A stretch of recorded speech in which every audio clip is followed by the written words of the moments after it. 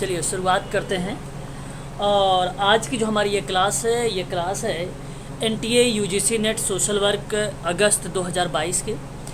हम लोग जो है इस समय 5 दिसंबर 2021 का समाजकारी का प्रश्न पत्र हल कर रहे हैं और व्याख्या के साथ।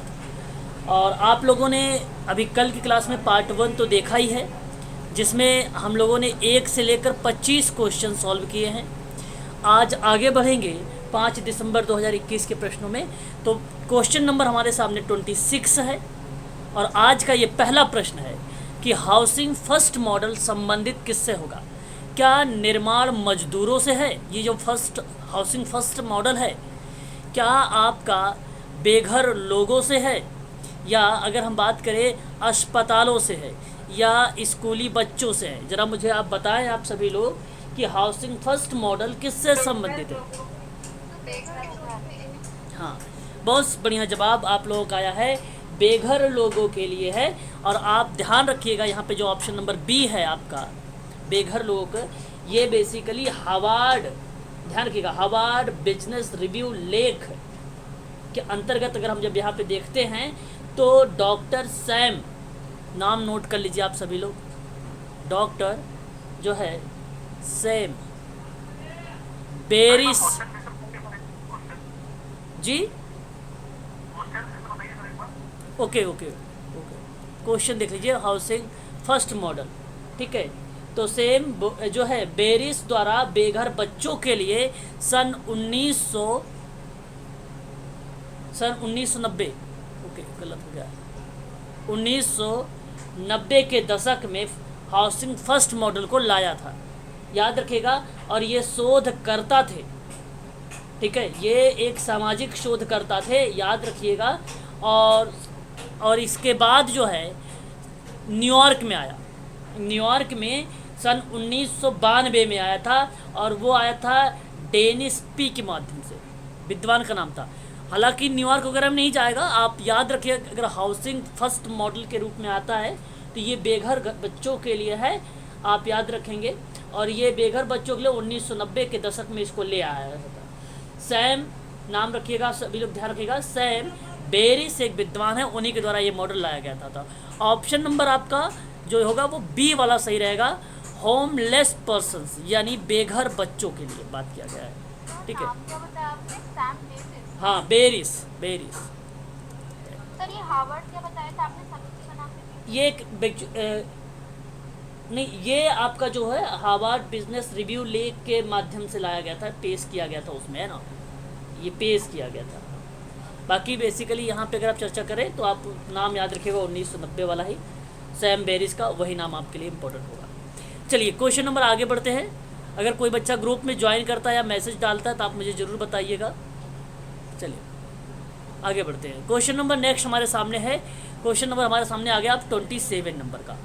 27 क्वेश्चन है कि उद्देश्य प्रतिचयन को किन अन्य नामों से भी जाना जाता है। देखिए इसके नाम है, ठीक है, आप इसको ध्यान रखिएगा, काफ़ी इंपॉर्टेंट सवाल है। मैं आपको बता दूं, एक प्रश्न तो यहाँ से गुड्डेन हार्ट से बनाता है, किसी को याद है परिभाषा को लेकर? नहीं याद है? इंग्लिश में दिखा दीजिए। अरे मैं परिभाषा पूछ रहा हूँ तो इंग्लिश में देख के क्या करोगे? वो फोन देखना सर, वो जो प्रतिनिधि होता है समूह का, वैसा समग्र प्रतिनिधि, जहाँ पे मैंने आपसे बात किया था, संपूर्ण समूह का एक न्यूनतम प्रतिनिधित्व की बात करता है। तो ये परिभाषा एग्जाम में आया हुआ है, MPPSC में आया था, 22 जनवरी 2022 को ही आया था, है ना। तो याद रखिएगा, ये काफ़ी इंपॉर्टेंट सवाल है, आप लोगों के लिए बन सकता है। सोशल वर्क में आया हुआ था प्रश्न ये, कि संपूर्ण समूह का एक न्यूनतम प्रतिनिधि होता है, ये गुड्डे हार्ट की परिभाषा है। अब मैं बता दूं आपको, सैंपलिंग जो है वो भी 2 भागों में डिवाइड किया गया। आपको मालूम होगा, एक को नाम रखा गया प्रोबेबिलिटी सैंपलिंग और दूसरे को रखा गया नॉन प्रोबेबिलिटी सैंपलिंग। प्रोबेबिलिटी के अंतर्गत पूछ लिया जाता है कभी कभी कौन कौन सा आता है, तो उसका नाम याद रखिएगा। एक आता है आपका सैंपल रैंडम आता है, पहला याद रखिएगा, सैंपल रैंडम सैंपलिंग आता है। और जो दूसरा आता है वो आपका आता स्तरीकृत, यानी जिसको हम बोलते हैं स्ट्रैटिफाइड प्रोबेबिलिटी सैंपलिंग बोलते हैं। तो SPS याद रखिएगा इसी को, वर्गीकृत या आप कह सकते हो, दोनों नाम आप ले सकते हो। तीसरी अगर हम बात करते हैं तो इसके अंतर्गत एक और आता है क्लस्टर सैंपलिंग, बहुत ज़्यादा ही फेमस रहा ये, जिसको हम समूह न्यायादर्श के रूप में लेते हैं। जो नॉन प्रोबेबिलिटी है उसमें आप ध्यान रखिएगा कि एक कन्वेंशन आता है जिसको आप लोग क्या बोलते हैं, सुविधा न्यायादर्श बोलते हैं। क्या बोलते हैं, सुविधा न्यायादर्श बोलते हैं। तो याद रखिएगा कन्वेंशन सैंपलिंग। और आपका जो दूसरा आता है वो उसमें आता है जो है पर्पस बोलते हैं हम लोग ना, पर्पस सैंपलिंग को उद्देश्य प्रतिचयन बोला जाता है। अब इसके कई नाम है ना, इसके भी कई नाम हैं। अगर हम चर्चा करें तो आप ज़रा मुझे बताना चाहेंगे कि कौन कौन से नाम हो सकते हैं इसके। हाँ, यहाँ पे आप इंग्लिश में भी देख लीजिए थोड़ा सा, जजमेंटल जो है स्वदेश, कहने का मतलब मेरा ये है कि शोधकर्ता विशिष्ट समूह का अध्ययन अच्छी प्रकार से कर सकता है और शोधकर्ता का जो यूनिट होता है, जो इकाई होता है, उसका अच्छा नियंत्रण भी कर लेता है। सैंपल में समूह की तुलना में भलीभांत करने वाली एक प्रकार से एक्टिविटी मानी गई है ये, तो विशेष उद्देश्य के पूर्ति के लिए किया जाता है। तो आप ध्यान रखिएगा कि यहाँ पे जजमेंटल के साथ साथ सेलेक्टिव भी हो जाएगा और आपका जो हो जाएगा सब्जेक्टिव भी हो जाएगा। तो मेरे हिसाब से निर्णयात्मक प्रतिचयन हो जाएगा, चयनात्मक भी हो जाएगा और व्यक्तिनिष्ठ भी हो। अच्छा, व्यक्तिनिष्ठ बेसिकली भेदभाव वाला है। तो आप यहाँ पर देख भी लीजिए कि नॉन प्रोबेबिलिटी वाला जितना भी सैंपलिंग आएगा इसमें, चाहे मैं कन्वेंशन की बात करूँ, चाहे मैं स्वउद्देश्य की बात करूँ, चाहे मैं कोटा की बात कर लूँ, है ना, कोटा सैंपलिंग की, और चाहे मैं आप लोगों से एक्सीडेंटल सैंपलिंग की बात कर लूँ, चाहे मैं आप लोगों से स्नो बॉल सैंपलिंग की बात कर लूँ, तो ये सारे के सारे जो होते हैं ना, किस पे होंगे, व्यक्तिनिष्ठ पर होंगे। लेकिन ये जो तीनों होंगे वो किस पे होंगे, वस्तुनिष्ठ पर होंगे। याद रखेंगे ना आप लोग इसको, तो इसको ध्यान रखिएगा। तो ये भेदभाव रहित होता है, भेदभाव सहित होता है ये, और ये भेदभाव रहित होता है, याद रखिएगा। तो यहाँ पे ऑप्शन का चुनाव करिए। देखिए, निर्णयात्मक प्रतिचयन का नाम दिया जाता है, चयनात्मक का भी, सिलेक्टिव का भी नाम दिया जाएगा और व्यक्तिनिष्ठ का भी नाम दिया जाएगा। तो ये अन्य नाम उसके हैं। तो ऑप्शन नंबर आपको अगर हम कहें यहाँ पे सी वाला करेक्ट हो जाएगा, A, B, C तीनों के तीनों करेक्ट हो जाएंगे। ठीक है, तो ध्यान रखिएगा, काफ़ी इंपॉर्टेंट सवाल है सैंपलिंग से। ये तीसरा प्रश्न आया है आप लोगों के रिसर्च से 5 दिसंबर 2021 में। ये तीसरा प्रश्न है आप लोगों के लिए। 2 प्रश्न हम लोगों ने कल देखा था। चलिए आगे बात करते हैं, क्वेश्चन नंबर नेक्स्ट लेंगे। और क्वेश्चन नंबर हमारे सामने 28 आ गया है। और 28 कह रहा है, ध्यान दीजिएगा आप सभी लोग यहाँ पे, कि इनमें से कौन सा तत्व, प्रश्न को केवल समझिए, प्रश्न ये टफ नहीं है, बहुत ही सरल प्रश्न है। ठीक है, कह रहा है कि इनमें से कौन सा तत्व का समूह व्यक्तियों को सामान्य उद्देश्य, बात को बहुत ध्यान समझिएगा, ये सामान्य उद्देश्य है, नॉर्मल उद्देश्य, मतलब जैसे हम बेसिकली जो चीज़ें पाते हैं, जो चीज़ें हमें अचीव करनी होती है, एज अ नॉर्मली बात हो रही है, उसकी प्रभावात्मक प्राप्ति के लिए, ठीक है, सामान्य उद्देश्य की प्रभावात्मक प्राप्ति के लिए एक समूह के रूप में साथ कार्य करने की अनुमति देता है। अब आपको मैं इसके बाद इंग्लिश दिखाऊंगा, ध्यान से मेरी बात को समझिए। देखिए यहाँ पर क्या पूछा गया है आप लोगों से, यहाँ से पूछा गया है कि एलिमेंट के लेकर, तथ्यों को लेकर बात किया जा रहा है, और इनमें से कौन सा एलिमेंट है जो इंडिविजुअल के साथ साथ टुगेदर, मतलब आपके बताऊँ तो ग्रुप वर्क के साथ काम करेगा, और उसमें इफेक्टिवली अचीव करने की बात करेगा। कॉमन पर्पस क्या हो आपका वहाँ पर बताइए जरा। जहाँ पर भावना, इफेक्टिव का मतलब क्या हो जाता है, यहाँ पे देखिए ये हो जाता है, भावात्मक प्राप्ति हो जाती है। तो यहाँ पे शेयर्ड रिसोर्सेज लिखा हुआ है, शेयर्ड एक्सपीरियंस लिखा हुआ है, शेयर्ड वैल्यू लिखा हुआ है, शेयर्ड नेटवर्क लिखा हुआ है ना। तो अब यहाँ से आप लोग हिंदी पर जाइए और इसका जवाब बताइए मुझे, क्या होना चाहिए, बोलिए जल्दी। मान्यताएं। मान्यता, ठीक है, अपने मन से जवाब दीजिएगा क्योंकि यही मौका है आप लोगों को पढ़ने का, इसलिए अपने मन से आप सभी लोग यहाँ पे जवाब देने की कोशिश करिएगा। और यहाँ पे अगर हम लोग, चलिए तो आगे बढ़ते हैं इसमें। अब आप लोगों ने देख लिया होगा प्रश्न को, तो मैं आपको यहाँ पर बताना चाहूँगा, आप लोगों ने नाम सुना भी होगा CSR के बारे में। CSR बेसिकली क्या बताता है आप लोगों से कि ये व्यक्तिगत तरीके से भी काम करना है ना, और समूह के साथ में भी काम करना, समुदाय के साथ में भी काम करना। ये है क्या CSR के बारे में आपको भली भांति तरीके से पता है, कोऑपरेटिव सोशल रिस्पॉन्सिबिलिटी। और वहाँ पे अगर हम बात करें आप लोगों से जो है उचित व्यापार खरीद की बात करना, और साथ ही साथ यहाँ पे जो लक्ष्य होता है उसके वहाँ तक के पहुँचना, चाहे व्यक्तिगत प्राथमिकता हो, चाहे आप सामूहिक प्राथमिकता दे रहे हो, चाहे आप सामुदायिक प्राथमिकता दे रहे हो, उसमें CSR की भूमिका आती है।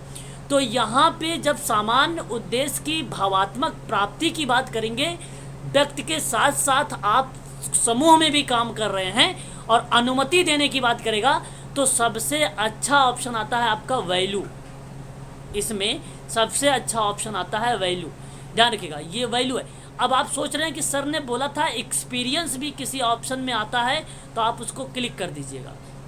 लेकिन आप ध्यान दीजिएगा थोड़ी, एक मिनट मैं दिखाना चाहूँगा, ठीक है। यहाँ पर देखिए ऑप्शन में देखिए केवल आपका C दिया गया है यहाँ पे, है ना। ये प्रश्न है अप्लाइड पे आधारित। अब अनुभव की अगर हम बात कर रहे थे यहाँ पे, तो बेसिकली अनुभव का प्रयोग हम जब तब करते हैं जब प्रयोगात्मक रिसर्च को लेकर बात करता है, या कोई बच्चे के साथ आप काम कर रहे हैं और एक शिक्षक है, साथ में शिक्षक भी दे देता, शिक्षक प्लस में शिक्षार्थी हो जाता, कार्यकर्ता प्लस में क्या हो जाता, क्लाइंट हो जाता, या ग्रुप हो जाता, या आपका क्या हो जाता, कम्युनिटी वर्क हो जाता, इसके साथ में आता, तब आप वहाँ पे अनुभव को क्या करते हैं, ज्वाइंट कर देते, जोड़ देते। लेकिन यहाँ पे अगर मैं बात करूँ, आपको केवल बात की गई है केस वर्क को लेकर, केवल बात की गई है आप लोगों से ग्रुप वर्क को लेकर, तो मैं आपसे कहूँगा कि इसका सही जवाब आप लोग ध्यान दीजिएगा, ऑप्शन नंबर केवल D करेक्ट होगा, केवल C सही है। ऑप्शन यहाँ पे पॉइंट जो है C ये सही है, इसलिए या ऑप्शन A है, ऑप्शन B है, ऑप्शन C है, या ऑप्शन D है। तो D में C लिखा हुआ है, इसलिए ऑप्शन नंबर आपका D केवल सही है। ठीक है, याद रखिएगा, मैं एक बार फिर रिपीट करूंगा कि प्रश्न में क्या है, व्यक्ति है और समूह के साथ कार्य करना है, प्रभावपूर्ण प्राप्ति करनी है, और प्रभावपूर्ण प्राप्ति समान उद्देश्य के साथ करनी है, और इन व्यक्तियों के साथ, इन व्यक्तियों के साथ, इन क्लाइंट के साथ, है ना। तो इसलिए आपका वैल्यू पर आधारित होगा। अगर मैं आपसे यहाँ पे कहता कि कार्यकर्ता अगर साथ में जोड़ देता, तो कार्यकर्ता जोड़ने के बाद आपका अनुभव यहाँ पर अहम भूमिका निभाता। अब कार्यकर्ता की जो भूमिका होती वो संसाधन को लेकर भी हो जाती, वैल्यू के लेकर भी हो जाती, सक्रिय भागीदारी को भी लेकर, लेकिन शेयर्ड की बात नहीं करता यहाँ पे। शेयर थोड़ी ना करता है कि भाई हाँ शेयर्ड आप कर सकते हैं अनुभव, केवल शेयर आप अनुभव कर सकते हो, ना कि संसाधन। संसाधन तो भाई शेयर आप करोगे तब जब ग्रुप में काम करोगे तब, ठीक है।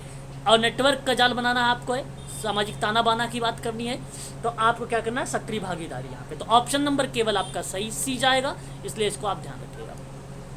अब देखिए यहाँ पे क्वेश्चन नंबर हमारे सामने नेक्स्ट है। क्वेश्चन नंबर कौन से संबंधित नहीं है, बहुत अच्छा प्रश्न है। राष्ट्रीय सेवा योजना है, ये बेसिकली NSS के नाम से आप लोगों ने इसका नाम सुना भी होगा, NSS का नाम आप लोगों ने सुना होगा। 1969 राष्ट्रीय युवा पुरस्कार 1959 इसका ईयर क्या है सर? अच्छा जी, चलो मैं आपको बताता हूँ। सर आंसर भी ओके, मैं एक बार आप लोगों से बता देता हूँ।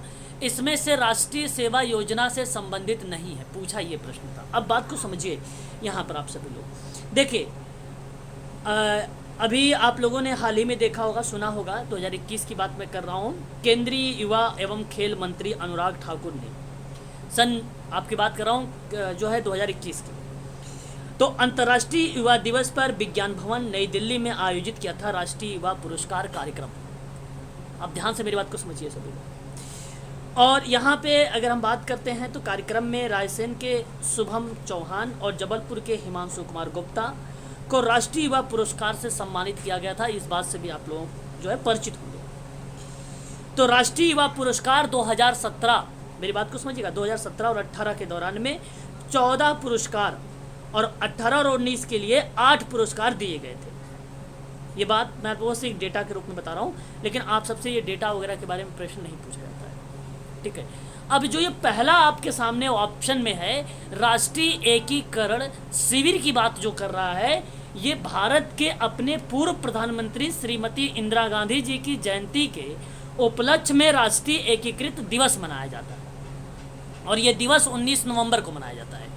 19 नवंबर को आपको मैं बता दूं शौचालय दिवस भी मनाया जाता है, आप इसे भी ध्यान रखिएगा, ठीक है।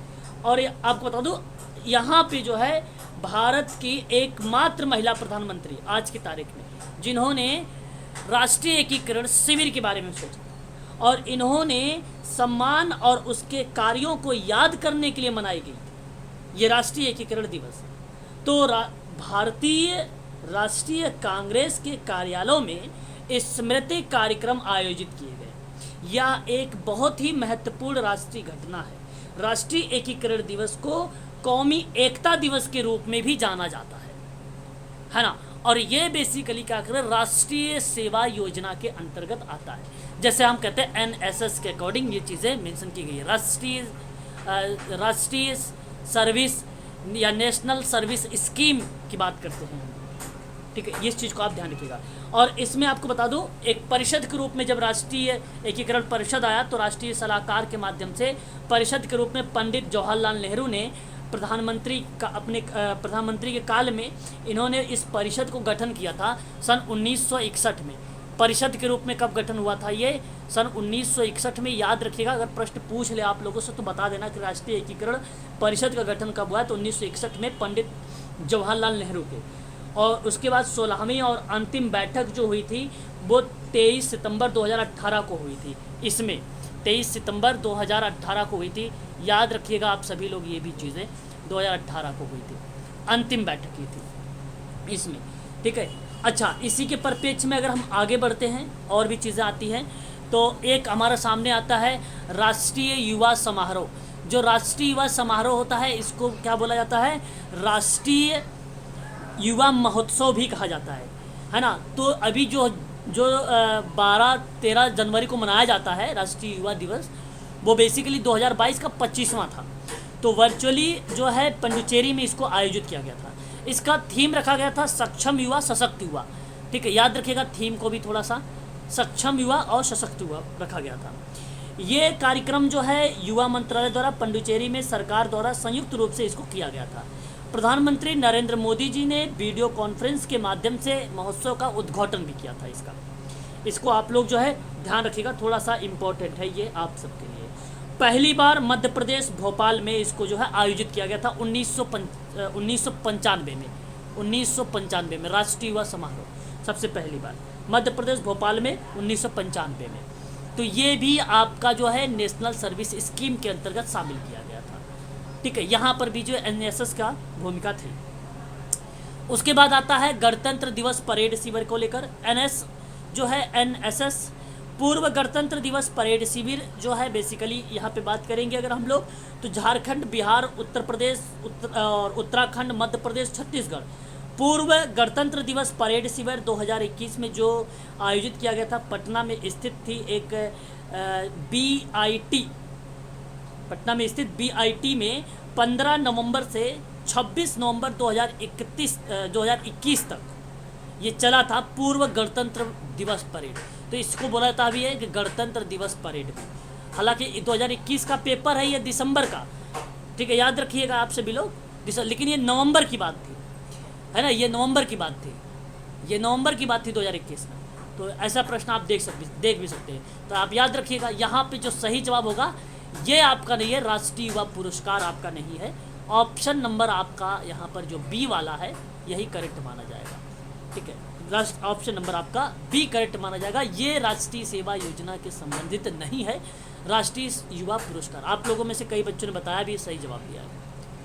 क्वेश्चन नंबर आगे देखिए 30 नंबर का प्रश्न हमारे सामने ये है कि समुदाय आधारित संगठन मैंने पढ़ा चुका हूँ, सामाजिक न्याय और मानव अधिकारों के सिद्धांतों का पालन करता है, क्या ये बात सत्य है? बोलिए। हाँ, ये बात सत्य है, स्टेटमेंट ये करेक्ट माना जाएगा आप लोगों का। अच्छा, आगे अगर मैं आप लोगों से बात करूं तो कह रहा है समुदाय आधारित को संप्रदायवादी नहीं होना चाहिए। सांप्रदायिकता आप जानते ही हो, तो बिल्कुल नहीं होना चाहिए।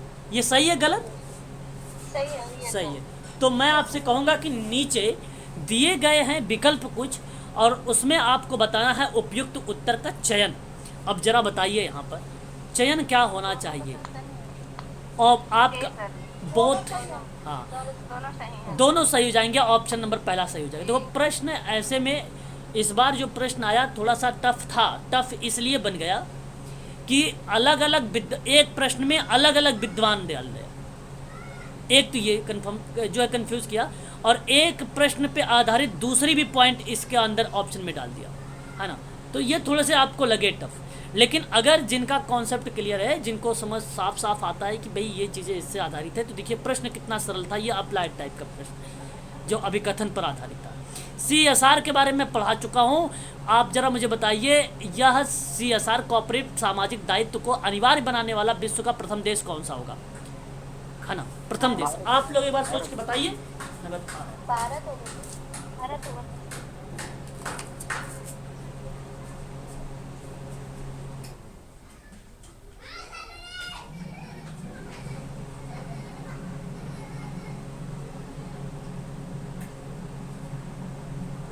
हाँ जी, क्या बताया आप लोगों ने। भारत ऑप्शन नंबर आपने भारत को जवाब दिया। ओके, आपको बता दूं यहाँ पे आपने सही जवाब दिया है कि जो ये सामाजिक कोऑपरेटिव सामाजिक जो दायित्व है, CSR जो है, ये अनिवार्य बनाने वाला प्रथम देश जो है वो भारत है। टिकाऊ व्यवसाय, ठीक है, कॉर्पोरेट अगर हम बात करें विवेक, कोऑपरेटिव प्राथमिकताएं, जागरूक पूंजीवाद, और साथ ही साथ जिम्मेदार व्यवसाय इत्यादि के बारे में यहाँ पे चर्चा किया गया था। मैंने आप लोगों से इससे पहले भी बता चुका हूँ CSR में कि भाई इसका मतलब क्या होता है कि एक प्रबंधन अवधारणा के रूप में परिभाषित किया गया है, जिसके तहत कंपनियां अपने व्यापारिक भागीदारी के साथ सामाजिक और पर्यावरण संबंधी चिंताओं को उसके हितधारकों के साथ एकीकृत करती है। भारत में अगर हम बात करते हैं, भारत में जो CSR की अवधारणा है वो कंपनी अधिनियम 2013, कंपनी अधिनियम 2013, ध्यान से सुनिए, धारा 135 के तहत, धारा 135 के तहत ये दोनों के दोनों फैक्ट आप लोगों के लिए इम्पोर्टेंट है, जो नियंत्रित किया गया था CSR को। मैंने आप लोगों से एक चीज़ और पढ़ाया था, याद भी होना चाहिए आप लोगों को। एक चीज़ें मैंने आपको बताया था जो है CSR को लेकर ही बताया था। वो चीज़ ये थी कि जो इसकी एक्टिविटी करती है गतिविधियाँ, इजेती श्रीनिवास की अध्यक्षता में, याद है आप लोगों को इजेती, हाँ इंजेती श्रीनिवास की अध्यक्षता में 2018 में कॉर्पोरेट सोशल रिस्पॉन्सिबिलिटी पर उच्च स्तरीय समिति का गठन किया गया था। उच्च स्तरीय समिति का गठन किया गया था। इस चीज़ को आप लोग जो है ध्यान रखिएगा, ये थोड़ा सा आप लोगों के लिए इम्पोर्टेंट है CSR के परिप्रेक्ष्य में। और ये गरीबी और भूख का उन्मूलन करता है, शिक्षा का प्रसार करता है, लिंग समानता की बात करता है, नारी सशक्तिकरण की बात करता है, एड्स, HIV और अन्य बीमारी को लड़ने की तैयारी करता है, और पर्यावरणीय संतुलन को सुनिश्चित करता है। प्रधानमंत्री राष्ट्रीय राहत कोष की भी बात करता है, जहाँ पे अनुसूचित जाति, अनुसूचित जनजाति, अल्पसंख्यक और पिछड़ा वर्ग सामाजिक आर्थिक स्थिति में उसका विकास हो सके, उस पर भी चर्चा करता है CSR। ऑप्शन नंबर आपका करेक्ट हो जाएगा इंडिया, भारत ही है, याद रखिएगा सबसे पहला देश, ठीक है। ऑप्शन नंबर आपका B करेक्ट हो जाएगा। हो सकता है इस बार पूछ ले कि कौन से अधिनियम के तहत इसको किया गया है, तो ये भी ध्यान रखिएगा, धारा 135 हो जाएगा, अधिनियम 2013 हो जाएगा, ठीक है। यहाँ पे आप सभी लोग ऑप्शन में मत जाइएगा, ठीक है। आगे बात करते हैं। आप लोगों ने पढ़ा होगा, मैंने आप लोगों को करवाया है जूनियर मार्टिन लूथर किंग के बारे में, है ना। तो आपको इस आई हैव अ ड्रीम की बात अगर हम करते हैं, तो या तो महात्मा गांधी है, या मैलकॉम एक्स हैं, या मार्टिन लूथर किंग जूनियर हैं। अच्छा देखिए, यहाँ पे दो नाम आ गए हैं, 2 बार आ गया है, ठीक है, इससे कोई मतलब नहीं है। क्वेश्चन वही है, ऑप्शन वही है, जरा आप मुझे बताएं। सी होगा सर, सी, क्या D नहीं हो सकता है? हाँ सर वो भी होगा। हाँ हो सकता है। नहीं वो तो वाला ही होगा सर। क्यों? अच्छा इसमें क्यों नहीं हो सकता है? क्योंकि उसका पूरा नाम नहीं लिखा गया है। ऐसा कुछ नहीं है, इन दोनों में से जिसका भी ऑप्शन लगा था उनका सही जवाब था। ठीक है, उनका सही जवाब था। आप याद रखिएगा क्वेश्चन नंबर कौन सा है आपके सामने, 32। क्वेश्चन नंबर आपके सामने 32 है। आई हैव अ ड्रीम की जो किताब आई थी, ये याद रखिएगा आप सभी लोग, मार्टिन लूथर किंग जूनियर की थी। 1963 में ये किताब लाई गई थी। और जूनियर की एक आत्मकथा किताब भी थी जो 1998 में लाई गई थी। और why we can not wait, ठीक, why we can not wait ये किताब थी जूनियर मार्टिन जो है मार्टिन लूथर किंग की, सन 1964 में लाई गई थी। अराजकता और समुदाय वेरी वेरी मोस्ट किताब है, और ये किताब 1967 में लाई गई थी। याद रखिएगा। प्यार करने की ताकत थी एक किताब, इनकी किताब का नाम था, जो 1963 में ये किताब लाई गई थी। आधी रात को दस्तक, आधी रात का दस्तक काफ़ी इंपॉर्टेंट ये भी किताब है। आधी रात का दस्तक सन 1998 में ये किताब लाई गई थी।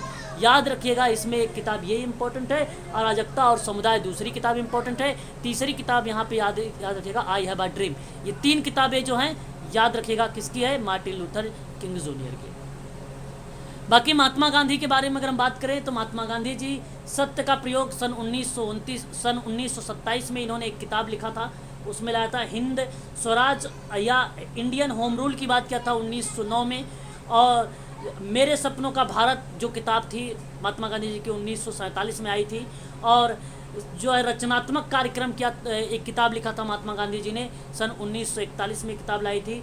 दक्षिण अफ्रीका में एक सत्याग्रह किया था, वो किताब आई थी 1928 में। तो सत्याग्रह महात्मा गांधी जी का इंपॉर्टेंट है। हिंद स्वराज और इंडियन होम रूल जो 1909 का है, ये इंपॉर्टेंट है आप लोगों के लिए। ठीक है, रचनात्मक कार्यक्रम 1941 वाला भी इंपॉर्टेंट है। तो ये 3 किताबें आप लोग इसको ध्यान रखिएगा महात्मा गांधी के संबंध में। मैलकॉम एक्स एक विद्वान का नाम है, इसने गैर हिंसक प्रतिरोधक एक किताब लिखा, जो इसकी किताब आई थी 1965 में। किताब का नाम था गैर हिंसात्मक प्रतिरोध। और काली क्रांति एक किताब का नाम था इनका, उस काली क्रांति जो किताब थी वो किताब थी 1971 में। और द लास्ट स्पीच एक किताब थी इनकी, और वो द लास्ट स्पीच किताब थी 1968 का। तो ये 3 किताबें इनकी थी, इनमें से याद रखिएगा 3 में से सबसे ज़्यादा इंपॉर्टेंट है काली क्रांति जो 1971 में आई थी। ठीक, याद रखिएगा, ये भी इंपॉर्टेंट। इसका सही जवाब ऑप्शन नंबर सी आप लोगों ने दिया है, वेरी गुड। आगे बात कर लेते हैं क्वेश्चन नंबर, इनमें से विषम को छांटना है आप लोगों को। आपको कुछ शब्द मिलेंगे, 4 कूट मिलेंगे, और इन चारों कूट में जो विषम होगा उसको छांटना है आप लोगों को। जरा बताइए, तालाबंदी, कामबंदी, छटनी, हड़ताल। सर छटनी होएगा क्योंकि सोशल एक्शन का है, सोशल एक्शन की टेक्निक्स है सर। ये अभी तारीख तो स्ट्राइक को ही बता रही है ना सर, तो छटनी अलग है। छटनी है, श्योर। छटनी नहीं होगा, अलग है। और अगर हम बात करें औद्योगिक विवाद अधिनियम 1947 में, आप लोगों को भलीभांति तरीके से पता है, एक नियोजक होता है और एक श्रमिक होता है। अब बताओ, नियोजक तालाबंदी कर सकता है, कामबंदी कर सकता है, तालाबंदी कर सकता है, छटनी कर सकता है? केवल विषम छांटना था, विषम जो है श्रमिक करता है। ऑप्शन नंबर आपका यहाँ पे स्ट्राइक होगा, हड़ताल। क्लियर हुआ? हाँ, याद रखिएगा, यहाँ पे प्रश्न आपसे कहा था कि केवल विषम को छांटना था। हमारे सामने विषम कौन सा है, और विषम यहाँ पे अगर हम देखें तो ओड हमें मिला हड़ताल। जो हड़ताल करता है श्रमिक करता है। कौन करता है? श्रमिक करता है। कामबंदी नियोजक करता है, तालाबंदी भी नियोजक करता है, छटनी नियोजक करता है, हड़ताल श्रमिक करता है। ऑप्शन नंबर आपका यहाँ पे डी करेक्ट माना जाएगा। याद रखिएगा आप सभी लोग। ठीक है, आगे बढ़िए। क्वेश्चन नंबर कौन सा आ गया, बताइए जरा क्वेश्चन। 34। चलिए, 34 आपके सामने क्वेश्चन है, और 34 आपसे कह रहा है सतत विकास लक्ष्य की जो संख्या है वो 5 है, वो बताइए किस पर बल देती है। देखिए आप ध्यान रखिए, यहाँ पे जो आप लोगों को मैंने पढ़ाया भी है कि 2015 से लेकर 2030 तक के 17 लक्ष्य हैं, और कितने 17 लक्ष्य बताए गए हैं गोल, और 169 जो है आपका एसोसिएटेड टारगेट बताए गए हैं, जिसको विशिष्ट लक्ष्य बोलते हैं, स्पेसिफिक टारगेट जिसको आप या गोल कह सकते हो। और उसके बाद इसमें मैंने आप लोगों से पृथ्वी सम्मेलन के बारे में चर्चा किया है, ब्राज़ील के रियो डी जनेरियो में किया गया था 1992 में, और 1987 में पर्यावरण और विकास पर सुझाव देने हेतु एक गठन किया गया था आयोग का, जिसका नाम रखा गया था क्या? ब्रेटलैंड आयोग। ब्रेटलैंड आयोग रखा गया था। और इसी के संबंध में आप लोगों के सामने ये प्रश्न है और आप भलीभांति तरीके से परिचित है। बताइए जरा कौन सा लक्ष्य होगा? सतत विकास लक्ष्य। 5वें नंबर पे सर। सतत विकास लक्ष्य। ओके, यहाँ पे आपने जवाब दिया है, मुझे भी क्या जवाब दिया है सभी लोगों ने? चलिए आपको बता देता हूँ। यहाँ पे जो 5वां है वो है लैंगिक समानता है 5वां नंबर पर। लैंगिक समानता है 5वें नंबर पर। और जो ये स्वच्छ जल और स्वच्छता की बात किया गया है सस्टेनेबल डेवलपमेंट गोल में, आप इसको ध्यान रखिएगा। यहाँ पर जो ये पहला वाला है ये बात करता है छठे लक्ष्य के। लक्ष्य नंबर 6 था। और गुणात्मक शिक्षा की बात करेंगे तो ये लक्ष्य नंबर 4 है आपका। और असमानता जी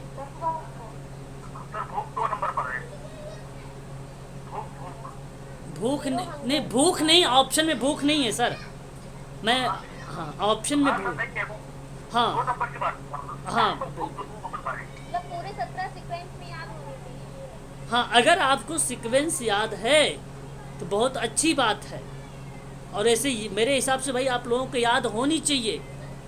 ठीक है, गरीबी आपकी पहले नंबर पे है, दूसरे नंबर पे भी आपने बताया है भूख है। हाँ, भूख है दूसरे नंबर पर। ये सारी चीज़ें आपको पता होना चाहिए भी, और सरल भी है, ऐसा भी नहीं। तीसरे नंबर पे अगर हम बात करते हैं तो आपका उत्तम स्वास्थ्य और खुशहाली की बात करता है। चौथे नंबर पे बात करेंगे गुणवत्ता शिक्षा की बात किया गया है। 5वें नंबर पे अगर हम लोग बात करेंगे तो लैंगिक समानता की बात किया गया है। और छठे नंबर की बात करेंगे तो स्वच्छ जल और स्वच्छता की बात किया गया है, जो कि यहाँ पे है 4, 5, 6 यहाँ पे दिया गया था। और अगर हम बात करते हैं 7वें नंबर पे, तो 7वें नंबर पे क्या है? 7वें नंबर पर क्या आपका था? सस्ती और प्रदूषण मुक्त की बात किया गया है। 8वें नंबर पे अगर हम बात करते हैं तो वहाँ पे उत्कृष्ट कार्य और आर्थिक वृद्धि की बात की गई है। 9वें का है, इसका ट्रिक भी कहोगे तो बना के एक बार मैं आप लोगों को बता दूंगा, ट्रिक के माध्यम से भी याद कर सकते हो। उद्योग नवाचार की बात किया गया है। असमानता की बात 10वें में की गई है। 11 यानी 11वें नंबर की अगर हम लोग बात करते हैं तो संवहनीय शहर और समुदाय की बात की गई है। 12वें नंबर पे अगर हम लोग बात करते हैं तो वहाँ पे उपभोग और उत्पादन की बात की गई है। 13वें नंबर की बात अगर हम लोग करेंगे तो जलवायु कार्रवाई की बात की गई है, क्लाइमेट जो है एक्शन की बात की गई है। 14 की बात करेंगे तो जलीय जीवों की सुरक्षा की बात की गई है। 15 की बात करेंगे तो थली जीवों की सुरक्षा की बात है। 16 पे बात करेंगे तो शांति और न्याय की बात किया गया है। 17 में लास्ट वाला सहभागिता आता है, भागीदारी आती है, पार्टिसिपेशन आता है, इसको आप ध्यान रखिएगा, पार्टिसिपेट। तो ये अगर याद है तो बहुत अच्छी बात है, नहीं तो वैसे याद करके जाइएगा क्योंकि इंपॉर्टेंट है, एक फैक्ट पूछा जाता है। तो क्वेश्चन यहाँ पे सही हो जाएगा, ऑप्शन नंबर बी आपका। चलिए आगे बढ़ते हैं। क्वेश्चन नंबर हम लोग लेते हैं 35 हमारे सामने एक क्वेश्चन है। केंद्रीय सामाजिक न्याय और अधिकारिता मंत्रालय का मूल नाम उस समय का क्या था जब 1960 में उसकी स्थापना हुई थी? और ये बात है केंद्रीय सामाजिक न्याय और अधिकारिता मंत्रालय का, उस समय के नाम बता रहे हैं जब 1960 में था। तो उस समय बताइए क्या नाम था 1960 में उसका? क्वेश्चन नंबर 35 का ऑप्शन नंबर बी आ रहा है, सामाजिक सुरक्षा। वेरी गुड, यहाँ पे करेक्ट जवाब option number B is the right answer हो जाएगा।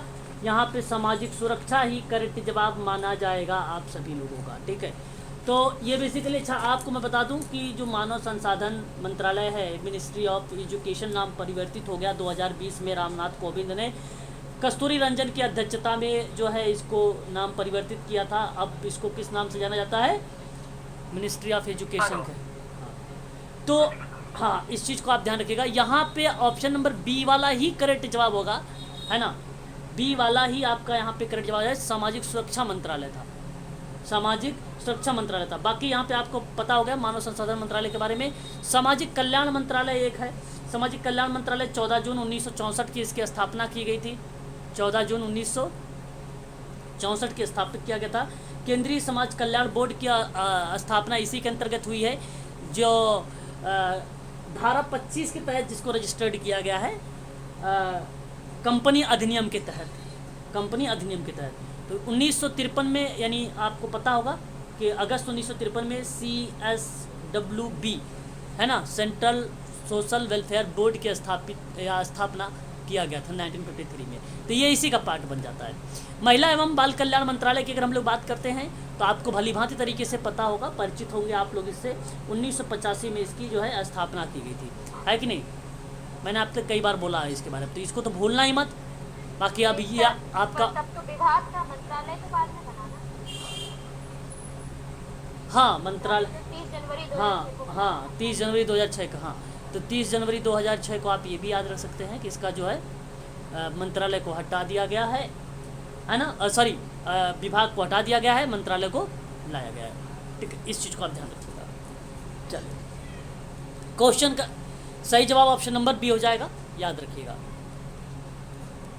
चलिए आगे बात कर लेते हैं। क्वेश्चन नंबर नेक्स्ट हमारे सामने 36 है, और ये हमारे सामने प्रश्न है कि निम्नलिखित में से किसने भारत में मानव संसाधन विकास का, देखिए ये प्रश्न, इस पे मैंने अभी आप लोगों से करवाया भी था, लेकिन यहाँ पे प्रश्न सीधा सीधा पूछ लिया कि इसकी संकल्पनाओं को जो है परिचित किसने करवाया। सन 1976 में मानव संसाधन विकास की जो संकल्पनाएं थी उससे परिचित और रूबरू करवाने वाला कोई विद्वान था तो टीबी राव और उदय पारीख था। उदय पारीख था। आपको बता दूं यहाँ पे टीबी राव का नाम याद रखिएगा, उदय पारीख का नाम रखिए, आर सिंह का नाम काट दीजिए क्योंकि ये सोशल एक्शन में आता है। बाकी मैंने कल आप लोगों से इसकी किताबों के बारे में भी चर्चा किया था सोशल एक्शन में। तो कोई बताना चाहेगा इसी किताब का क्या नाम था? आर सिंह का field work in social work education था, 1985 वाला है। भूल जाते हो, मैंने बोल भी दिया।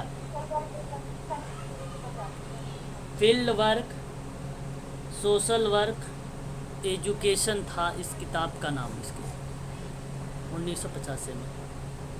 चलिए यहाँ पे ऑप्शन नंबर आप देखिए जरा, 1 2 कहाँ पे है? ए बी, ऑप्शन नंबर पहला करेक्ट हो जाएगा। हाँ याद रखिएगा, यहाँ पे सही जवाब गया है आप लोगों का। क्वेश्चन नंबर कौन सा था हमारे सामने? 36 था, याद रखिएगा। चलिए आगे बढ़िए, क्वेश्चन नंबर लेते हैं हम लोग। देखिए पहले मैं इंग्लिश दिखा देता हूँ। देखिए डेंटोलॉजी की बात किया गया है यहाँ पे, और जो है डेनोटोलॉजी, और जो है टेलोलॉजी की बात की गई है। ठीक है, प्रिंसिपल भी है आपके सामने, और यहाँ पे जो प्रिंसिपल के साथ साथ अगर हम बात करते हैं तो एक परिणाम है। ठीक है, कंसिक्वेंसेस की बात किया गया है, कंसिक्वेंस की बात किया गया है। तो जरा एक बार आप बताइए कि 2 दार्शनिक विचारधाराएं जो लगभग सभी समाज कार्य आचार्य नीतियों का आधार है। तो जो सभी समाज कार्य में आचार नीतियों का आधार है तो वो कर्तव्य शास्त्र है आपका एक, और हेतुवाद है आपका। हाँ, सिद्धांत और परिणाम नहीं है, प्रिंसिपल और कॉन्सिक्वेंस नहीं है। याद रखिएगा आप लोग यहाँ पे टेलोलॉजी और डेनोटोलॉजी, ये दोनों ऑप्शन आप लोगों के लिए बहुत ही इम्पोर्टेंट है। एग्ज़ाम में हो सकता है 2022 में भी ऐसे प्रश्न हमें देखने को मिल जाए, है ना, याद रखिएगा। चलिए आगे बात कर लेते हैं। यहाँ पे सही जवाब हो जाएगा, ऑप्शन नंबर आपका कौन सा गया है बताइए? ए और बी, तो केवल बी ऑप्शन सही हो जाएगा। ये देखिए आप लोग, ऑप्शन नंबर 1 है, ये बी है, ये सी है, ये डी है, तो इसलिए बी, केवल ए और बी सही था, इसलिए ऑप्शन नंबर बी आपका करेक्ट हो जाएगा। ठीक है, आगे बढ़िए। निम्नलिखित में से श्रम विधान में श्रम कल्याण अधिकारियों की नियुक्ति का प्रावधान किया गया है। कारखाना अधिनियम 1948 का है, और बागान श्रम अधिनियम 1951 का है, और खान अधिनियम 1952 का है। हाँ, तो अब आप यहाँ पे क्रम लगाइए। लगा है क्रम, तो ए बी सी बताइए कौन सा ऑप्शन में है? ऑप्शन नंबर सी में दिया गया है, A B and C, option number C correct हो जाएगा, है ना। प्रश्न यहाँ पर ये सही हो जाएगा।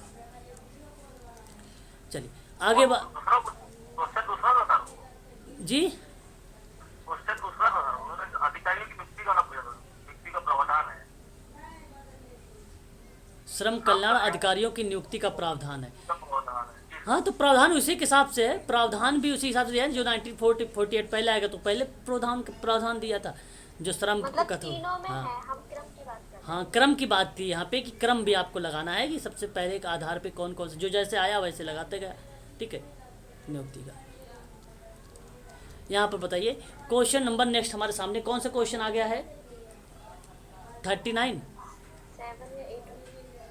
39 है सर। हाँ 39।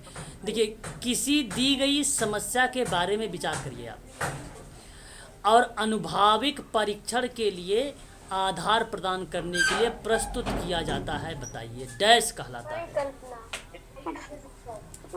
विचार लिखा है कहीं पे भी परिकल्पना। देखिए, यहाँ आप अगर कहें तो किसी समस्या के बारे में विचार कर रहे हैं, तो अनुभाविक परीक्षण के आधार पे, अब इसको थोड़ा सा आप जो है ना, अनुभाविक परीक्षण का मतलब होता है एम्पिरिकल टेस्टिंग। क्या होता है? एम्पिरिकल टेस्टिंग होता है। कहाँ चला गया ये माउस? ये देखा, एम्पिरिकल टेस्टिंग इज़ नॉन। तो यहाँ पे अगर मैं आपसे बात करूँ, आप लोगों से, तो आपने हाइपोथेसिस का जो जवाब दिया है, परिकल्पना है ना, जो परिकल्पना का जवाब दिया है वही सही जवाब है। और परिकल्पना आप भलीभांति तरीके से परिचित हैं कि किसी घटना की व्याख्या करने वाला कोई सुझाव या अलग अलग प्रतीत होने वाली कोई बहुत सी घटनाओं में, या उसके आपसी संबंध की व्याख्या करने वाला कोई तर्कपूर्ण सुझाव परिकल्पना ही कहलाता है। आपका वो आपका क्या कहलाता है? परिकल्पना ही कहलाता है, हाइपोथेसिस ही कहलाती है। और हाइपोथेसिस दो या दो से अधिक चरों के मध्य संबंधों का कथन मानता है। ध्यान रखिएगा, परिकल्पना क्या मानता है? दो या दो से, ठीक है, अधिक, ध्यान रखिएगा, चरों के मध्य संबंधों का कथन मानता है परिकल्पना, है ना। परिकल्पना इस बात का वर्णन करती है कि हम क्या देखना चाहते हैं, जहाँ पर एक्सपेरिमेंटल टेस्टिंग की बात हो रही है। परिकल्पना भविष्य की ओर देखती है।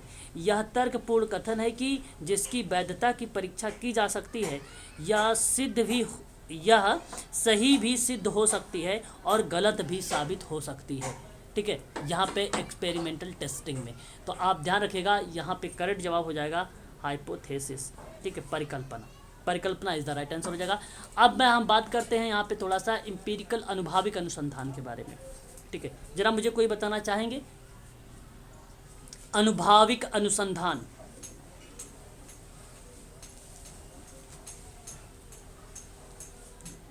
Empirical research. ये एक्सपीरियंस बेस्ड होता है ना? अनुभवजन्य, हाँ, ये अनुभवजन्य बेस्ड होता है। बहुत बढ़िया जवाब आपने बताया मुझे कि अनुभवजन्य साक्ष्य का उपयोग करके किया जाने वाला अनुभवजन्य सिद्धांत होता है, एक अनुसंधान होता है जहाँ पे साक्ष्य का उपयोग करते हैं हम लोग। एक शब्द है केवल साक्ष्य, और यह प्रत्यक्ष और अप्रत्यक्ष अवलोकन या अनुभव के माध्यम से ज्ञान प्राप्त करने का एक तरीका माना गया है। अनुभववाद कुछ शोधों का अन्य प्रकारों की तुलना में अधिक महत्व भी इसको हम लोग देते हैं, एक्सपेरिमेंटल को या एक्सपेरिकल रिसर्च को। और आइडिया मतलब विचार, आदर्श विचार की बात करता है। आइडियल विचार से गलत जवाब हो जाएगा। सोशोलॉजी जो है कल्पना की बात कर रहा है, उसके आधार पे आप इमेजिंग करें तो ये भी गलत जवाब हो जाएगा। तो यहाँ पे अनुभाविक परीक्षण जो हो रहा है आपका, यहाँ पे अगर हम बात करें तो समस्या के बारे में विचार कर रहे हैं आप, तो वो आपका परिकल्पना होगा। और अगर साक्ष्य के बारे में आप सोच रहे हैं, साक्ष्य को आधार बनाकर आप लोग प्रत्यक्ष और अप्रत्यक्ष अवलोकन और अनुभव का माध्यम से आप किसी चीज़ को ज्ञान अर्जित कर रहे हैं, तो वो आपका अनुभाविक हो जाएगा। ऑप्शन नंबर बी करेक्ट हो जाएगा 39 का। 39 का। आगे बढ़िए। अब ये प्रश्न आप सबके लिए इम्पोर्टेंट है और आप ध्यान भी दीजिएगा। यहाँ पे प्रश्न हमारे सामने परिवीक्षा है। परिवीक्षा का अर्थ बताइए।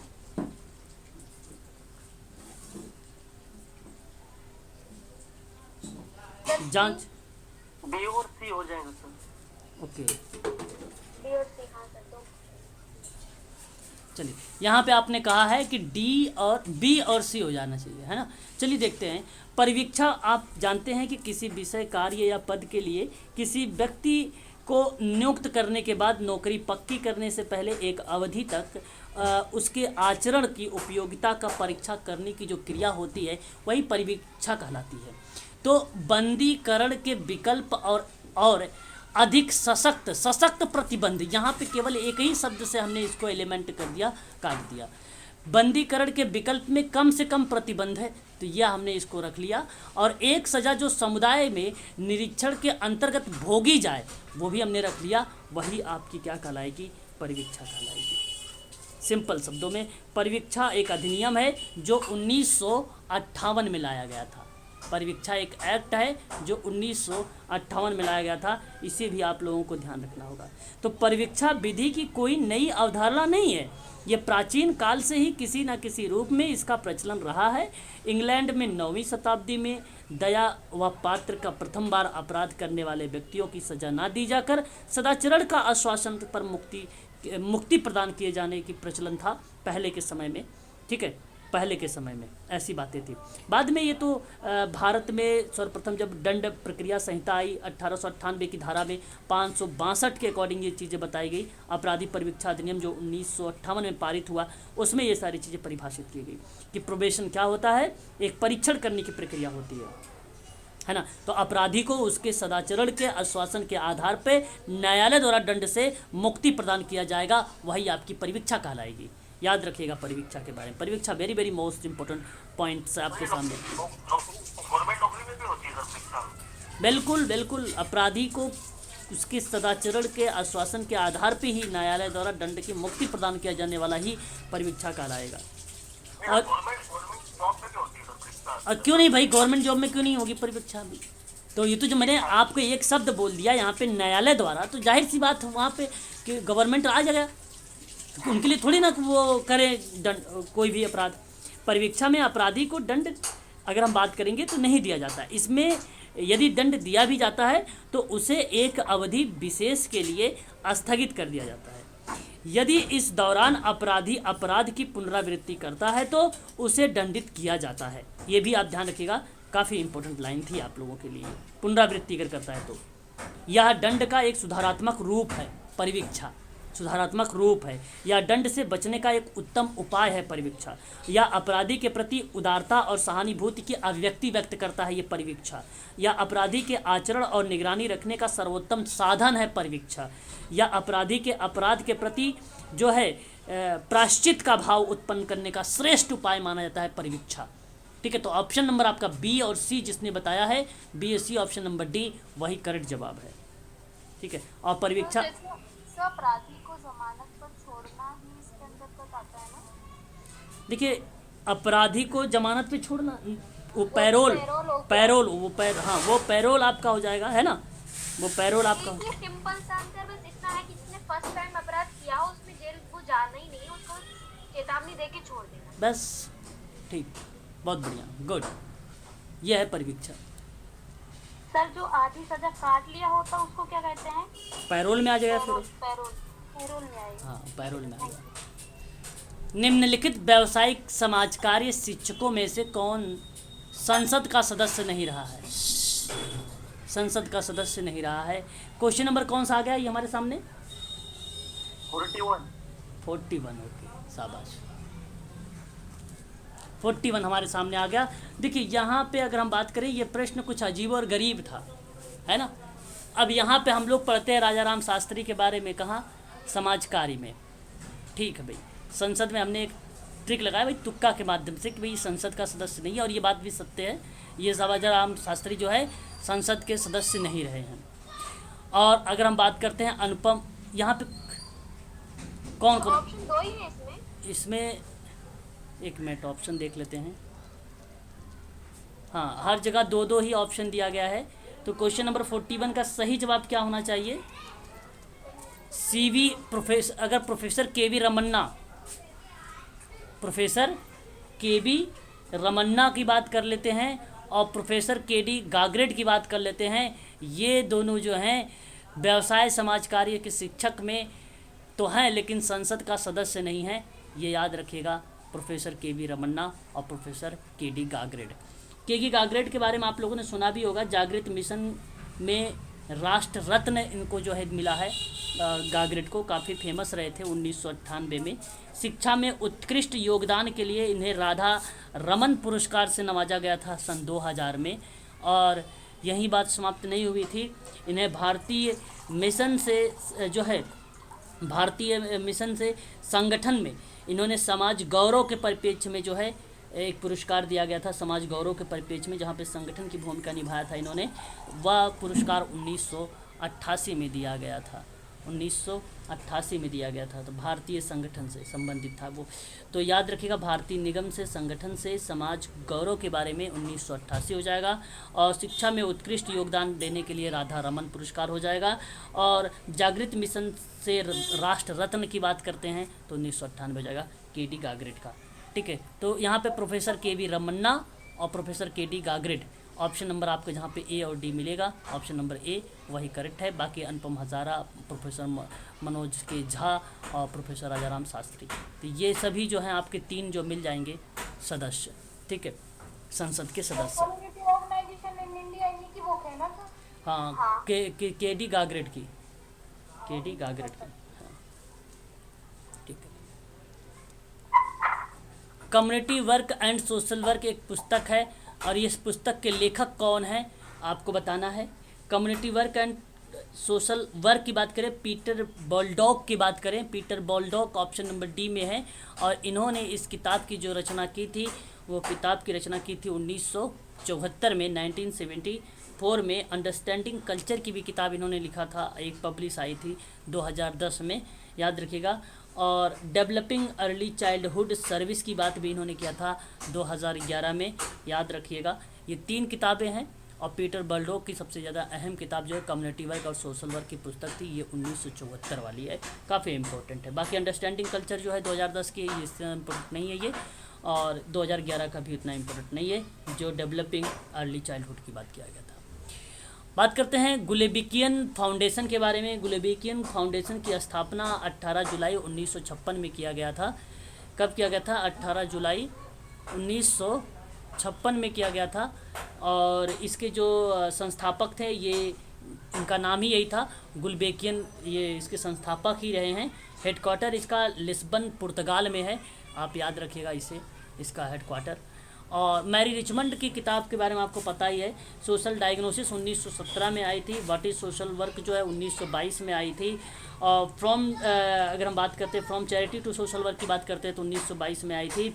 और फ्रेंडली विजिटर की बात अगर हम करते हैं तो 1899 में आई थी। The good neighbour in the modern city की बात हुई थी, मैरी रिचमंड की किताब थी ये, 1907 में लाई थी। युद्ध और परिवार में एकता की बात थी, एक किताब मैरी रिचमंड की थी जो 1918 में लाई गई थी। इसमें सबसे ज़्यादा इंपॉर्टेंट अगर कोई किताब है, ऊपर से ये 4 किताबें जो हैं इंपॉर्टेंट है मैरी रिचमंड की, सोशल वर्क में कई बार रिपीट हुई हैं। पाउले फ्रेरे की बात करते हैं तो इनका एक कॉन्सेप्ट था शुद्धिमतीकरण और चैतन्यकरण का सिद्धांत था, जो सोशल एक्शन के तहत इसको देखने को मिला था। ठीक है, इसको आप याद रखिएगा। बिट्रो के सिद्धांत में इन्होंने काफ़ी सहयोग दिया था। चैतन्यकरण के सिद्धांत में बेसिकली चेतना को या जागृत को लेकर बात किया था लोगों में पाउले फ्रेरे ने। पाउले फ्रेरे की जो किताब आई थी वो उत्पीड़ितों की शिक्षा शास्त्र पर आधारित थी। सन 1968 में एक किताब लाई गई थी। बेसिकली इसकी किताब में जहाँ कहीं पैडागोजी लिखा हुआ मिले, आप तुरंत मान लेना कि पाउले फ्रेरे ऐसा है। पैडागोजी ऑफ फ्रीडम एक किताब लाया था 1966 में, इसका ट्रिक बना लीजिए पैडागोजी ऑफ होप करके एक किताब आई थी 1992 में। ठीक है, पैडागोजी ऑफ द सिटी करके किताब लाई थी 1991 में पाउले फ्रेरे की, ये सारी की सारी किताब है। द पॉलिटिक्स ऑफ एजुकेशन की एक किताब लाई थी 1985 में, 1985 में ये किताब आई थी। पैडागोजी ऑफ द हार्ट करके एक किताब लाया था 1997 में। ठीक है, इतनी सारी किताबें हैं, काफ़ी ज़्यादा इंपॉर्टेंट है इसी किताब की। बात कर लेते हैं, बस खत्म हो गया यहाँ पे। Community work and social work की जो किताब है वो पीटर बॉलडॉक की है, ऑप्शन में आपके यही सही हो जाएगा, सन 1974 में आई थी। बात करते हैं नेक्स्ट, कौन सा क्वेश्चन था हमारे सामने, ये आगे बताइए। क्वेश्चन नंबर बताइए आप, क्वेश्चन नंबर बताइए। 43, शाबाश। क्वेश्चन भी लिखते रहिएगा आप सभी लोग अपने जो है कॉपी पर। ठीक है, क्वेश्चन नंबर आगे हमारे सामने 43 कह रहा है कि निम्नलिखित नीतियों को पूर्व से अभी तक के क्रम में कालक्रमानुसार, देखिए यहाँ पे कालक्रम के अनुसार दर्शाना है। ये बहुत इंपॉर्टेंट, रट्टा मार लीजिएगा। ये आपको बता दूं आप सभी लोगों को, यहाँ से श्योर है, डेफिनेटली है कि इनमें से एक जरूर पूछेगा। अगर मान लो 1-2 जरूर आएंगे, अगर आपको पता रहेगा ना तो आप सही तरीके से क्रम लगा लीजिएगा। ये इन 5 का रट्टा मार लीजिएगा। प्रधानमंत्री उज्ज्वला योजना की अगर हम लोग बात करते हैं तो 1 मई 2016 को लाया गया था। यही आप ध्यान रखिएगा। प्रधानमंत्री सड़क योजना की अगर हम लोग बात करते हैं तो प्रधानमंत्री सड़क योजना जो है लॉन्च किया गया था 2000 में, है ना, 2000 में, और ये बेसिकली 25 दिसंबर 2000 को ये बेसिकली लाया गया। तो 25 दिसंबर 2000 को ये जो है लाया गया था, याद रखिएगा आप सभी लोग, ये काफ़ी इम्पोर्टेंट है। स्वच्छ उसके बाद कई बार लॉन्च किया गया, 2013 में भी लॉन्च हुआ है, 2019 में भी लॉन्च हुआ है, ये आप ध्यान रख सकते हैं। 2000 शुरुआत का है, 2013 बाद में कर लीजिएगा, 2000 उसके बाद 19 भी कर लीजिएगा। बात करते हैं स्वच्छ अभियान, स्वच्छ भारत अभियान की बात कर लेते हैं। तो ये 2 अक्टूबर 2014 का आप नोट कर लीजिएगा। और उसके बाद आपका आता आयुष्मान भारत योजना, जो 1 अप्रैल 2018 को आया था, 1 अप्रैल 2018 को। और फिर राष्ट्रीय बैंड मिशन आया था, जो आपका 17 दिसंबर 2019 को आया था, ठीक है, 2019 को आया था। याद रखिएगा, ये सारे इंपॉर्टेंट है आप सबके लिए, है ना, सारे इंपॉर्टेंट है, तो आप ध्यान से सुन लीजिए इसको। अच्छा, प्रधानमंत्री सड़क योजना 25 दिसंबर 2000 क्लियर हो गया आप लोगों को। यहाँ पे मैं 2-3 बातें और बता दूँ, एक और पूछा जा सकता है आप लोगों से, प्रधानमंत्री आदर्श योजना, ये भी नोट कर लीजिए, ये भी प्रश्न में एग्जाम में आता है कई बार। प्रधानमंत्री आदर्श योजना, और ये आपका आया था 11 अक्टूबर 2014 का था। और प्रधानमंत्री सड़क योजना, ये देख ले आप, यहाँ पे रिपीट हुआ है, ये 2020 में भी आया था, ठीक है, तो इसको आप ध्यान रखिएगा 25 दिसंबर 2000 को लेकर। फिर उसके बाद अगर हम बात करते हैं तो एक और नोट कर लीजिए आप लोग, प्रधानमंत्री जीवन ज्योति योजना, ये भी प्रश्न में आता है, प्रधानमंत्री जीवन ज्योति योजना। और ये योजना जो थी 9 मई 2015 को लाया गया था, ये भी नोट कर लीजिएगा। और प्रधानमंत्री वय वंदना योजना, ये मैंने आपको PDF में भी पढ़ाया था, बताया था। वय वंदना योजना को लेकर अगर हम बात करते हैं तो 4 मई 2017 रहने दो, 2017 2017। तो यहाँ पे आप जरा मुझे क्रम लगाइए, इसका क्रम लगा के बताइए फटाफट। ऑप्शन ए ही करेक्ट हो गया, लगा लिया क्या आप लोगों ने? अरे वाह, ऑप्शन नंबर आपका पहला करेक्ट हो जाएगा, BCADE। तो ये वर्ष याद रखिएगा और रट्टा मार के जाइएगा भाई, नहीं याद होता तो रट्टा मार लीजिए। कितना हाई है, इधर 5 है, इधर 3 है, 5 3 8 आप कर लीजिए और डन आपका, डन, ठीक है। आगे बढ़िए, आगे बात करते हैं क्वेश्चन नंबर नेक्स्ट हमारे सामने। क्वेश्चन नंबर हमारे सामने आ चुका है इस समय 44। चलिए देखिए, यहाँ पे अगर हम बात करते हैं तो ये देखिए, सामर्थ्य बनाने वाला, सामर्थ्य बनाने वाला क्या भाई, सामर्थ्य बनाने वाला समाधान प्राप्त करने वाला होगा, सामर्थ्य बनाने वाला, सामर्थ्य समाधान प्राप्त करने वाला। और योजना बनाने वाला क्या होगा, जो है अनुसंधान और योजना को रिप्रेजेंट करेगा। कार्य करने वाला सामाजिक क्रिया हो जाएगा। पहुंच रखने वाला सामुदायिक शिक्षा हो जाएगा। आप देख लीजिए ऑप्शन में कौन सा मैच हो रहा है, बताइए जल्दी। 1 का 2, डी सही हो जाएगा, हाँ डी करेक्ट हो जाएगा। इरिक इरेक्शन के अहम मनोविज्ञान पे आधारित था ये समूह कार्य प्रारूप। और समूह कार्य प्रारूप को मैंने आप लोगों को पढ़ा रखा है। देखिए, एक तो आप ध्यान रखिएगा कि जो डेवलपमेंट मॉडल था वो बेरुस्टीन का था, जो 1955 में आया था। आप ध्यान रखिएगा, 1955 में किसका नाम आया था, मैंने बताया था बेरुस्टीन का। मैंने PDF में आप लोगों को दे रखा है। तो मैं आपसे ये बताना चाहूँगा कि वहाँ से प्रश्न नहीं आया, ये जो है इरिक्सन से आया हुआ है। तो यहाँ पे ध्यान रखिए, इरिक्सन ने अहम मनोविज्ञान के आधारित समूह कार्य का जो प्रारूप दिया था वो डेवलपमेंटल मॉडल था। ऑप्शन नंबर पहला वाला ही करेक्ट था। यहाँ पे शैशव अवस्था, प्रारंभिक बाल्यावस्था, खेल अवस्था, स्कूल अवस्था, किशोरावस्था, तरुणावस्था अवस्था, फिर उसके बाद मध्य अवस्था, फिर परिपक्वता, जो 8 स्टेजेस बताया था, इसी में बताया था, विकासात्मक मॉडल में बताया था। ये जो रेसिप्रोकल मॉडल है आपका, ये स्वेट्जर का है, स्वेट्स का है। क्या नाम आता था? स्वेट्स का नाम आता था। और यहाँ पे अगर हम बात करें, स्वेट्स का नाम आता था, जो 1961 में था। और फिर उपचारात्मक मॉडल होता है, जिसको हम रेमेडियल मॉडल कहते हैं। ये बेसिकली विंटर RD का नाम आता है। किसका नाम आता है? विंटर RD का नाम आता है 1957 में। हाँ, 1957 में। और अगर हम बात करते हैं यहाँ पर सामाजिक उद्देश्य, जिसको हम लोग बोलते हैं सोशल गोल मॉडल, जिसको हम लोग क्या बोलते हैं, सामाजिक लक्ष्य का मॉडल, पापेल एंड रोथमैन का नाम आता है। किसका नाम आता है? पापेल एंड रोथमैन का नाम आता है सन 1966 में, 1966 में। बाकी विकासात्मक मॉडल भी आपको याद ही होगा। समस्या समाधान का एक मॉडल आता है इसी में, वो H पल्लमैन का आता है 1957 में, 1957 में। तो याद रखिएगा, ये भी इम्पोर्टेंट था, रेसिप्रोकल, ठीक है। और ऑप्शन नंबर आपका यहाँ पे करेक्ट हो जाएगा पहला वाला, है ना। ये मैंने आपको पढ़ा रखा पहले से, और ये भी आपको ध्यान रखिएगा, ये इंपॉर्टेंट सवाल है आप लोगों से कई बार ये यूजीसी में पूछा गया, 19, 20, 21 में भी हो सकता है 22 में भी आ जाए इससे संबंधित कुछ, तो पढ़ के अवश्य जाइएगा इससे, है ना। बात करते हैं संयुक्त राष्ट्र द्वारा 1972 में आयोजित पर्यावरण संबंधित नियमों का पहला मुख्य सम्मेलन निम्नलिखित में से कौन सा था, 1972 वाला। तो मैंने आपको पढ़ा रखा है स्टॉकहोम सम्मेलन, ऑप्शन नंबर आपका यही सही हो जाएगा। अभी जल्दी ही आप लोगों को हाल ही में इसको समझाया था, सम्मेलन वगैरह के बारे में पढ़ा रहा था, है ना।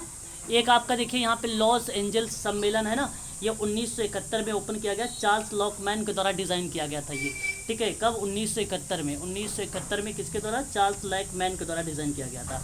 और ये जो न्यूयॉर्क शिखर वार्ता है ना, जिसको सबमिट कहते हो आप लोग, ये पहला समझौता हुआ था 1974 में, अमेरिका 1794 में, कहाँ पर? अमेरिका में हुआ था, अमेरिका में हुआ था। और ये रियो सम्मेलन तो आपको भली भांति तरीके से मालूम ही होगा, रियो सम्मेलन, हाँ 1992, वेरी गुड, हाँ रियो सम्मेलन, ठीक है। चलिए बहुत बढ़िया, ये सारी चीज़ें आप लोगों को जो है ध्यान रखना भाई, इम्पोर्टेंट है ना। चलिए अब ये लॉस एंजल्स में आपने क्या बताया, चार्ल्स लॉकमैन द्वारा डिज़ाइन किया गया था 1971 में, लॉस एंजल्स। चलिए यहाँ पर बढ़िया क्वेश्चन नंबर नेक्स्ट हमारे सामने आ गया अब, कि स्वास्थ्य एवं परिवार कल्याण मंत्रालय द्वारा राष्ट्रीय स्वास्थ्य मिशन किस वर्ष आरंभ किया गया था? बताइए, राष्ट्रीय स्वास्थ्य मिशन किस वर्ष आरंभ किया गया था? 2005 आप बता रहे हैं। देखिए यहाँ पे अगर हाँ 2015 इज द राइट आंसर हो जाएगा, वेरी गुड, बहुत बढ़िया जवाब यहाँ पे आया है भाई। 2015 नो 2015 नहीं, 2013, हाँ 2013। मैं आपको बता दूं कि राष्ट्रीय स्वास्थ्य मिशन जो है भारत सरकार की राष्ट्रीय स्वास्थ्य मिशन का शुभारंभ 2013 में हुआ था, जिसके उप मिशन के रूप में राष्ट्रीय ग्रामीण स्वास्थ्य मिशन और राष्ट्रीय शहरी स्वास्थ्य मिशन को सम्मिलित किया गया था, ठीक है। तो याद रखिएगा। अब आपने जो बताया है मुझे राष्ट्रीय ग्रामीण स्वास्थ्य मिशन का कार्यक्रम बताया है 12 अप्रैल 2005 वाला मैडम, ठीक है, वो आपने मुझे बताया अभी 2005 वाला जो बताया था आपने, ठीक है। तो स्वास्थ्य एवं परिवार कल्याण के मंत्रालय द्वारा जो है राष्ट्रीय स्वास्थ्य मिशन की बात करेंगे ना, तो ऑप्शन नंबर आपका यहाँ पे ये सही हो जाएगा 2013 वाला। बहुत सारे बच्चे यहाँ पे गलती करके आए होंगे। और जो सामुदायिक स्वास्थ्य केंद्र की बात होता है, तो सामुदायिक स्वास्थ्य केंद्र की बात होती है 1952 वाली, और 2013 का भी याद रखिएगा आप सभी लोग, जो राष्ट्रीय स्वास्थ्य मिशन शुभारंभ किया गया ग्रामीण को लेकर प्लस शहर को लेकर, और 2005 वाला भी याद रखिएगा आप सभी लोग, जहाँ पे मैंने बात किया है संपूर्ण राष्ट्रीय ग्रामीण नागरिक को लेकर, तो ये याद रखिएगा राष्ट्रीय ग्रामीण स्वास्थ्य मिशन योजना बन जाएगी आप लोगों के लिए, ठीक है। प्राथमिक स्वास्थ्य केंद्र की अगर हम लोग बात करेंगे, प्राथमिक स्वास्थ्य केंद्र को लेकर, तो ग्रामीण क्षेत्र में स्वास्थ्य सेवाओं को प्रदान करने के लिए भारत सरकार ने सर जोसेफ भोर की अध्यक्षता में स्वास्थ्य सर्वेक्षण समिति का गठन किया था, और प्राथमिक स्वास्थ्य केंद्र की स्थापना की थी भारत में। और प्राथमिक स्वास्थ्य के केंद्र की जो स्थापना हुई थी वो 1943 में हुआ था, 1943 में हुआ था। तो ये ध्यान रखिएगा, ये ध्यान रखिएगा, यह ध्यान रखिएगा, बस 4 पॉइंट ध्यान रखिएगा यहाँ पर आप लोगों के लिए इंपॉर्टेंट हो जाएगा, ठीक है। इस प्रश्न के संबंध में था 1952 वाले में सामुदायिक स्वास्थ्य केंद्र है। हाँ मैडम, क्या रिपीट करूँ? 1943 का आपका प्राथमिक स्वास्थ्य केंद्र है मैडम, जोसेफ भोर की अध्यक्षता है इसमें, जोसेफ भोर की अध्यक्षता है, ठीक है। स्पष्टीकरण हुआ? चलिए, ये प्रश्न देखो मैं आपको बता दूं, ये अवस्था के आरोही क्रम में दर्शाना है, ना कि आपको वर्ष के रूप में दर्शाना है। आरोही क्रम, आपको आरोही क्रम में दर्शाना है। अब ध्यान से सुन लीजिए मेरी बात को, आरोही क्रम में दर्शाने का मतलब क्या हुआ कि हाँ छोटे से चलना है, छोटे से चलना है, ठीक है, बढ़ते क्रम मतलब सही है, हाँ हाँ हाँ हाँ हाँ, ऐसे चलना है ना, यह है आपका आरोही क्रम। और यहाँ पे अगर हम बात करते हैं तो हाँ, अब यहाँ पे कंफ्यूज नहीं होगा ना, आप देख लीजिए, है ना, यहाँ पे आपको कंफ्यूज, ये आपका अवरोही क्रम में है। अब यहाँ पे देखिए, ये बढ़ते क्रम में ऊपर मैं लिखा हूँ, और यहाँ पे ये घटते क्रम में लिखा हूँ, और प्रश्न में आपको ये शब्द दिया गया है। तो आरोही क्रम में आप बताइए जरा, बढ़ते क्रम में तो सबसे पहले तो दान ही चल रहा था, हाँ भाई, पहले तो दान ही चल रहा था, उसके बाद कल्याण। उसके बाद कल्याण। उसके बाद कल्याण, ठीक है, उसके बाद विकास, विकास। विकास सशक्तिकरण। एक डी बी सी। क्लियर हुआ? अब आज के सशक्तिकरण तो ये इस तरीके से क्रम में लगाइए, जरा कहीं देखो ऐसे मिलता है कि नहीं मिलता है, फिर से देख लीजिए एक बार, ए डी बी सी। अच्छा, ऑप्शन बी में है ए डी बी सी। अरे वाह, वेरी गुड। यही प्रश्न आपको 2020 2021 दो बार रिपीट हुए हैं, और भी आए हैं पिछले में, 16-17 में देखोगे भी तो यहाँ पे मिलेंगे। तो ये आपको बहुत बच्चे कंफ्यूज हो जाते हैं कि कौन सा वर्ष कब आया। वर्ष नहीं लगाना है, केवल आरोही और अवरोही क्रम में लगाना है। वर्ष तो कहाँ लगाओगे? अब वर्ष में चलते तो स्पष्ट होना चाहिए था भाई, क्लार्क वाली युग का किताब। भाई पहले दान आया, फिर 18वीं शताब्दी मानवतावाद आया, फिर 1936 में व्यवसाय समाज कार्य आया, तब हम वहाँ पे कहते हैं social work principal and practice, जो सोशल वर्क की किताब थी उसके क्लार्क के अकॉर्डिंग तब चलते, तब तो ठीक था, है ना। तो वो चीज़ें थी। ऑप्शन नंबर आपका बी करेक्ट हो जाएगा। चलिए आगे बढ़िए, क्वेश्चन नंबर नेक्स्ट ले लीजिए। क्वेश्चन नंबर बताइए कौन सा क्वेश्चन आ गया? 49। चलो 50 करना है ना। निम्नलिखित में से कौन सा केंद्रीय प्रवृत्ति का मापक है? तो ये तीनों हो जाएंगे भाई। केंद्रीय प्रवृत्ति सारे माने जाते हैं ना, माध्य, माध्यिका, बहुलक, मानक विचलन भी आता है, मानक विचलन भी रख लेते हैं हम लोग, तीनों रख लेते हैं। केंद्रीय प्रवृत्ति स्टैटिक्स पढ़ा होगा आप लोगों, जिन लोगों ने, उनको मालूम होगा केंद्रीय प्रवृत्ति के माप ये तीनों आते हैं। तो आप देख लीजिए कहीं पर तीनों है ऑप्शन में, A B C. Option number C में है, हाँ, केंद्रीय प्रवृत्ति का माप, स्टैटिक्स का टॉपिक है ये, जो कॉमर्स बच्चे पढ़े होंगे उनको मालूम होगा। ये लास्ट क्वेश्चन आज का 50 है, 50 नंबर का सवाल है कि सामूहिक कार्य हस्तक्षेप रणनीति के मामले में सामाजिक समूह कार्यकर्ता, देखिए सामाजिक समूह कार्यकर्ता अपने सेवार्थियों की या सीखने की सहायता करता है कि वे डैश के माध्यम से स्वयं में परिपक्व हो सके। तो बताइए कौन सी थेरेपी देगा यहाँ पे? जब समूह की बात होती है तो मैंने सीधा बताया था गेस्टाल्ट थेरेपी, याद है आप लोगों को ग्रुप के माध्यम से? हाँ, तो यार अच्छा देखो, बिहेवियर जो मॉडल था वो बी एफ स्किनर का था, 1913 वाला, ठीक है, बी एफ स्किनर का था। और जो सुविधात्मक हस्तक्षेप होता है ये बेसिकली ब्रांस्टांग और एंसल का नाम आता है। क्या नाम आता है? ब्रांस्टांग और एंसल और क्लाइसन, ये नाम आते हैं। सन 1993 में सुविधात्मक हस्तक्षेप का सिद्धांत दिया था, कॉन्सेप्ट दिया था। और गेस्टाल्ट थेरेपी किसने दिया था? Fritz Perls Wertheimer Koffka, Laura. Kohler. अरे भाई साहब, ये देखो कहाँ जा रहे हैं, वर्धमर, कोहलर, ये सारे जो नाम आते हैं वो सिद्धांत में आते हैं, थेरेपी लिखा हुआ है। वो हाँ, इनसाइड लर्निंग, अंतर्दृष्टि सिद्धांत जो है वो अलग है। वहाँ कहाँ पहुँच गए? साइकोलॉजी में। यहाँ थेरेपी चल रही, वहाँ पे चिकित्सा में चले गए साइकोलॉजी में। ये गेस्टाल्ट थेरेपी है, ये फ्रिट्स पल्स और लोरा के द्वारा दिया गया था। कब दिया गया था? 1951 में दिया गया। पॉल गुडमैन का भी नाम आता है। किसका नाम आता है? पॉल गुडमैन का भी नाम आता है, याद रखिएगा। यहाँ पर 3 लोगों का नाम आता है, गुडमैन का नाम भी आता है। यहाँ पल्स वगैरह का नाम मत, उनका नाम मत याद रखिएगा, ठीक है। मैक्स बर्धिमन का नाम, ठीक है, ये सारा मत याद रखिएगा। हाँ, वो सिद्धांत आएगा तब रखना याद, ठीक है। और यहाँ पे पल्स एंड लोरा का नाम। अब आगे देखिए, 3 हो गए ना, चौथा देख लेते हैं। समव्यवहार विश्लेषण, ट्रांस एनालिसिस समव्यवहार, एरिक बर्न का नाम आता है ना, 1950 में एरिक बर्न का नाम आता है, याद रखिएगा। अच्छा, एक आप लोग बताइए जरा, social behaviour as exchange theory therapy किसने दिया है? Thomas sir. हाँ, जॉर्ज होमस। चलिए बहुत बढ़िया, शाबाश। तो ये आपका सही हो जाएगा, ऑप्शन नंबर आपका यहाँ पे सही हो जाएगा, सी वाला करेक्ट जवाब है। 50 का सी वाला सही जवाब हो जाएगा, गेस्टाल्ट चिकित्सा, गेस्टाल्ट चिकित्सा। तो आज के लिए बस इतना ही, कल हम लोग आगे इसी का बढ़ेंगे और नेक्स्ट सवाल लेंगे। यहाँ पर मैं आप लोगों से देखो चारों ऑप्शन के बारे में चर्चा कर रहा हूँ, जितनी सारी किताबें भी आ रही, सारा मतलब ऐसा चल, आप सोच लीजिए कि सारा कॉन्सेप्ट बताते लेके चल रहा हूँ आप लोगों को, एक टॉपिक जैसे चल रही है आपकी, क्वेश्चन नहीं टॉपिक चल रहा हो, है ना। तो सारा करवा रहा हूँ, इसलिए कॉपी ज़रूर उस पर मेंशन करिए। हाँ भाई, ज़रूर 10-15 पेज आ जाएंगे इस पेपर को सॉल्व करने में, लेकिन बहुत सारे डेटा आपके पास हो जाएंगे 2021 से, है ना। चलिए अभी